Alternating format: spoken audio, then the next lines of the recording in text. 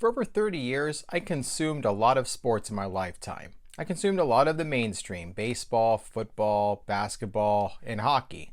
Time went on in the 90s and I started getting into fringe sports in the United States, like soccer. In sports that were on ESPN2, I saw inline roller hockey and indoor lacrosse with the Major Indoor Lacrosse League. And I did go to a lacrosse game in 2004, and I mentioned that in one of my videos. And then in 1999, I became quite the fan of indoor football, and I still do. In fact, I had a fun time watching the Bay Area Panthers win the championship in the 2023 season. There was one sport I just couldn't get into, and that was cricket. And the only reason why is I had a Nintendo Wii, and I would check out the news channel and I look at all the sports updates, and it talked about all the sports that I get into, and then the sports such as cricket. And when I read a recap of a story on a cricket match, I had no idea what it was talking about. I don't even know what a test match was or what it consisted of. And I just read all these numbers, overs, innings, wickets. I had no idea what it is. It was just a strange language to me. So for a long time, I just couldn't watch the game because I didn't know what was happening. Then I got ESPN Plus. I got ESPN Plus in 2021 because they were offering the NHL Power Play package as part of the subscription, and I figured I'd save some money as opposed to spending $25 a month for 5 or 6 months on Center Ice for DirecTV. I would say, okay, I would rather pay $6.99 a month or whatever they're charging now. And Disney Plus and Hulu just jacked all their rates up recently in early October, and I still watch ESPN Plus. And I'll get to the point here. ESPN Plus would show the T20 Cricket World Cup, and I decided one day, okay, I think I'm going to sit down and just sort of educate myself on the game.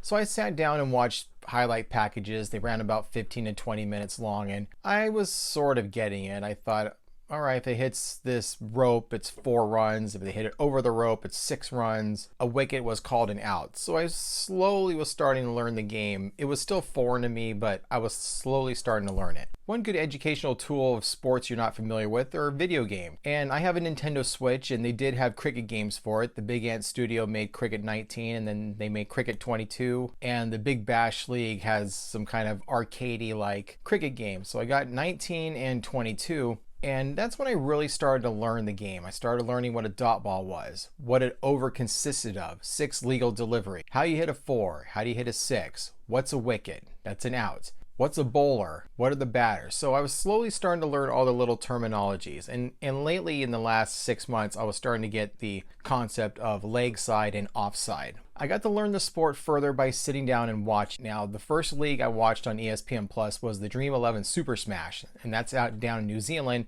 which of course in December and January, it's all flip-flop. It's summer down there during the months as opposed to, winter here in the Northern Hemisphere. So I slowly started to understand how the T20 format worked. The other two, I need a little more education on that. Later on down the line, after watching the, I forget who, I think it was Wellington Firebirds won the championship in 2022. ESPN Plus was airing the IPL. The IPL is the NFL of cricket. It's also one of the biggest leagues in the world, 6th biggest in the world, right behind the NFL, the NBA, MLB, and possibly some of the big soccer leagues in Europe. And that was a great time. I watched every highlight package. The games came on at 7 in the morning here in California, and sometimes when I had a day off, I got to watch, and that was great. I got to know some of the players. I've heard of Joss Butler. I was impressed with his hitting display I saw in one match. Andre Russell would slowly become a favorite. There was Quinton de Kock, which I heard his name in 2020 when everyone was virtue signaling and he refused to take the knee for some reason, and then South Africa kicked him off the team. There was Phil Salt, another, usually he was Butler's teammate with the Manchester Originals of the 100 League. So after the season was over, I went down the rabbit hole. Did organized cricket exist in the United States? Turns out it does. In 2021, minor league cricket began play. The team that won the very first championship was a local team, the Silicon Valley Strikers. Their home field is at the Morgan Hill Sports Complex, which is about a 10-mile drive or bike ride from here. So for the 2022 season, I looked at their schedule and I figured I want to go to a game and actually watch cricket live. In July of that season, they were playing the San Diego Surf Riders, so I brought a nice lawn chair. It was free. I mean, I had a few bucks in my wallet just in case I needed to pay for admission. Didn't need to. And there was this nice fella there. He's one of the officials of minor league cricket, and he just looked at me and says, "Are you here to watch the cricket?" I said, "Yeah, I'm here to watch cricket." So got my chair. I had some snacks because, I mean, these T20 matches go 3.5 hours, sometimes longer. I heard the stream in my ear, so I kind of understand what the scoring was going on. It was also nice to hear Joe's voice. He's the play-by-play man for the Silicon Valley Strikers. And I would sit and watch the match. It was over by 5:30, and I went to one that same season, which ended an hour early because the Silicon Valley Strikers only needed 100 runs to beat the Golden State Grizzlies. And that's how, I mean, it didn't take them long. It took them 10 overs to do it. So half that T20 innings, Silicon Valley Strikers took care of business. And I got to leave an hour early. So as I said, I sat down, had my snacks, kept the YouTube live stream in my ear, so I can keep score correctly. And I wanted to keep score, so I downloaded a cricket app. Later on that year, I found more cricket to watch. The 2022 T20 World Cup would happen again. And after that tournament was said and done, with the English beating the Pakistanis, there was the Big Bash League, the cricket down in Australia. Now, I didn't watch this live it wasn't available on ESPN Plus, but I found it on YouTube. I will watch all the YouTube highlights, and that's how I followed the Big Bash League. So the calendar year begins 2023. I found more cricket to watch. ESPN Plus continued with the Dream 11 Super Smash down in New Zealand. I caught all the Big Bash finals on YouTube, and then ESPN Plus was showing Bangladesh. And there was this one guy, Azam Khan. He's from Pakistan, and I called him the Pakistani Pablo. The reason why is he's from Pakistan. He's a wicket keeper, or a catcher, if you will, and he reminds me of Pablo Sandoval. Just this big hulking guy who can swing the bat, and saw him get 100 runs in a single innings one time, and I thought, yeah, this guy reminds me of Pablo. And then I had to go get my cricket fix elsewhere, especially with the upcoming IPL season early in that year in 2023. It turns out that ESPN Plus or Disney Plus dropped the IPL, and that's what led to a huge subscriber drop from Disney Plus. It wasn't because of the get woke, go broke, and that's part of it.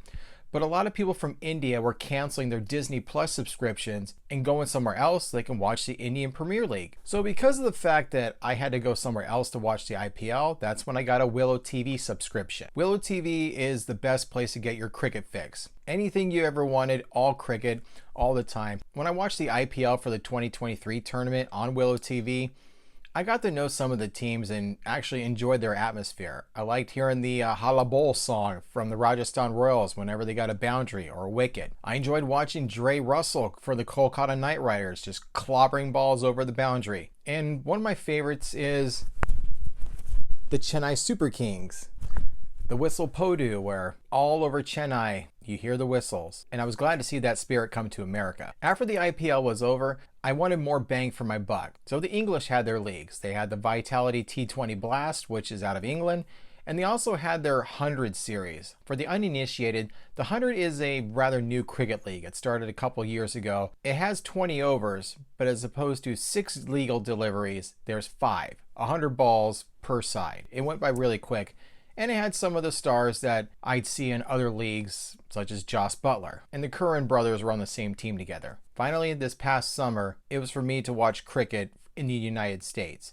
Major League Cricket was on the horizon. They had 6 teams. There were neutral sites in this inaugural season. Either they were playing in Grand Prairie, Texas, in a minor league stadium converted into a cricket ground, and then there was Morrisville, North Carolina, which already had a cricket ground, and they were using that for minor league cricket. The local team was the San Francisco Unicorns. Don't ask me why. That's what Cricket Victoria decided on. There were other teams I liked watching. I liked watching the Texas Super Kings because they brought Whistle Podu over to America. Surprisingly, I like rooting for the LA Knight Riders. Andre Russell was on that team, and so was Ungmuk Chan. I got to see Chan play when he was with the Silicon Valley Strikers.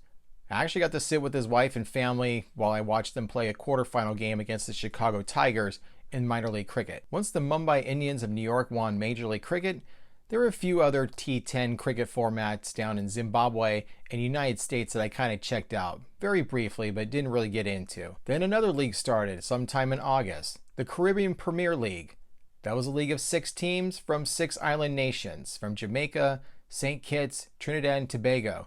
And they're full of those cricket stars that I enjoy watching. In fact, the Knight Riders, strangely enough, had Andre Russell. And like the Indian Premier League, I just love the atmosphere. It was a blast. Just a lucky fan at every match would win $5,000 US just for being the fan of the game. And a lot of the matches started at 3 o'clock in the afternoon, meaning I could spend an afternoon and early evening watching the CPL cricket action. During this time as well, I decided to give some formats a try. I've always watched T20 because I knew how it worked. Then I started taking a look at the Ashes. The Ashes is the Kentucky Derby of cricket. England and Australia would compete for a trophy about the size of this shot glass. And every year since the 1880s, they'd be fighting for that little tiny trophy. I would learn how Test cricket was done. I know it can go up to 5 days, 2 innings, and as long as it takes. And the Australians ended up winning the Ashes for 2023. As I'm recording this on October 23rd, the ICC Men's World Cup of Cricket is happening right now. Their format is ODI, short for One Day Invitational,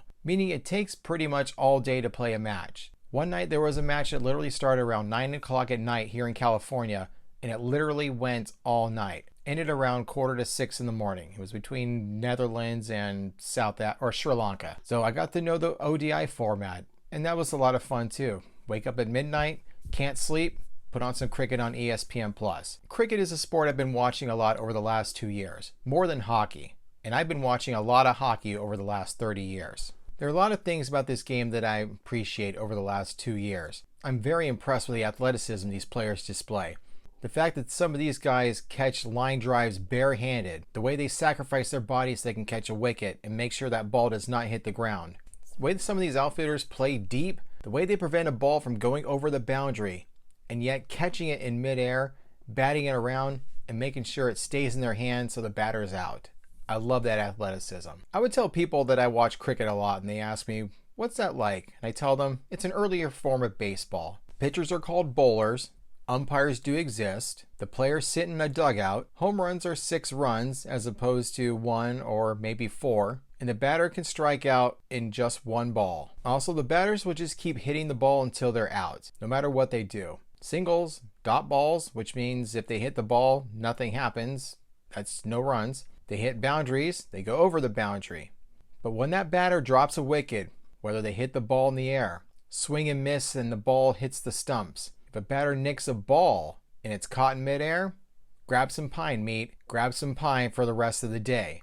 They don't get a second at bat. When it comes to weather, cricket is very cruel. What happens when they don't play because of rain? They don't play because of rain. It's abandoned. It's forfeited. It's called a draw, and the team split points. Or maybe they play a full innings and only get about 5 or 6 overs in a T20 format match. What do? They go to the Duckworth-Leavenworth-Smith system, or DLS scoring system, which is a bunch of math formulas, and they figure out, can the team batting in the bottom of the inning win, or is their run rate so low that they can't win? Now, this sounds like I'm explaining it to a layperson in layman's terms. That's because I am. Because 15 years ago, I didn't get it. Another thing I learned from watching this game, it's not a game of inches, it's a game of millimeters. Very small millimeters that could determine whether you drop the wicket or the ball hits the boundary for 4 runs or goes over for 6. They do have a replay system, and it's like baseball. You use it,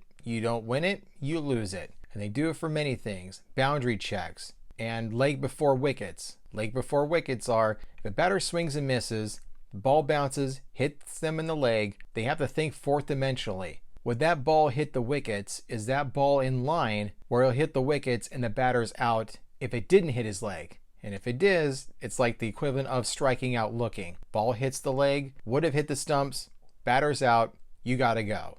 Same with catches. They'll review catches. If that ball hits the ground at any point, any side of the ball hits the ground and it's not caught in a hand, it's like the NFL. That catch didn't happen. Every day I watch this game and I learn something new every day. Now, what I had to say doesn't convince you to give it a chance. Think of the future. Cricket is now going to be an Olympic event at the 2028 Games in Los Angeles. Just so you know, I've already made my predictions. England will win the bronze, India will win the silver, and Australia will win gold. My final thoughts on this diatribe is this. Try it. You might like it. But I can see now why this sport is very popular in many places of the world, including the Caribbean, India, England, and Australia. From what I watched over the last 2 years, these people love going to a cricket match just as much as I love watching it on TV. I want to thank you for listening to this diatribe. Take care. Until next time. Like, share, and subscribe and all that fun stuff.